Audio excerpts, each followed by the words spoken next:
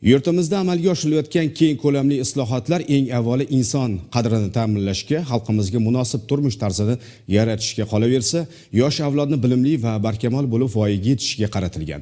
Ana shunday ishlarning davomi sifatida Toshkent viloyatining O'rta Chirchiq tumanida Navro'z bayrami munosabati bilan bir nechta yangi majmualar foydalanishga topshirildi.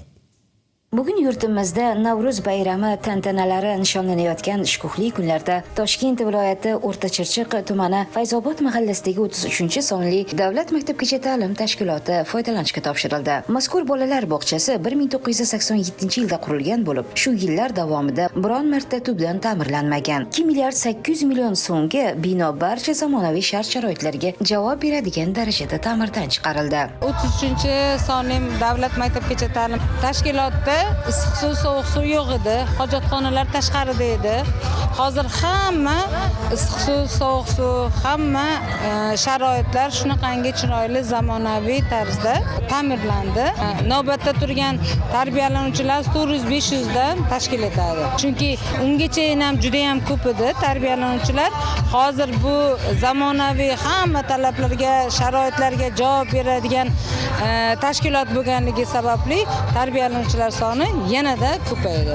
Shuningdek, tumanda yana bir aholi uchun zarur bo'lgan obyekt foydalanishga topshirildi. Shu vaqtgacha tumandagi Uyg'ur mahallasining binosi mavjud bo'lmagan. Vaholanki Uyg'ur tumandagi eng katta mahallalardan biri hisoblanadi. Tuman hokimligi va homiylar mablag'lari hisobidan yangi bino qurildi.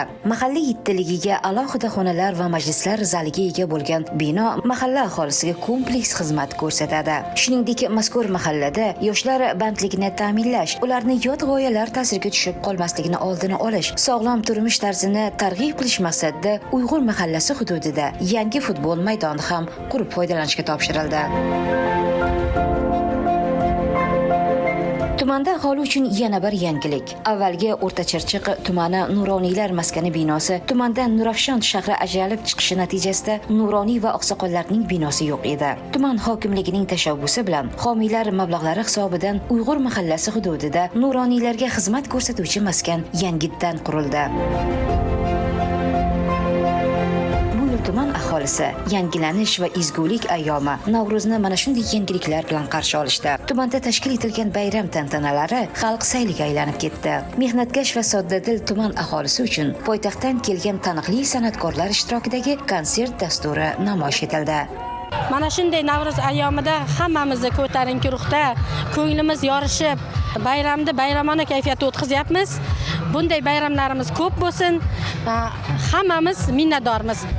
Yurtimizda eng katta boylik bu tinchlik. Mana Rossiyada ko'ryapsizlar, Ukrainada ko'ryapsizlar, Eronda urush bo'lyapti, to'g'rimi? Urush bu ko'pchilikga tushgan kulfat. Bizda Xudoga shukr urush yo'q, boshqa tinchlik. Ruxsara G'afurova, Sirojiddin Hoshimjonov, Hudud informatsion dasturi uchun.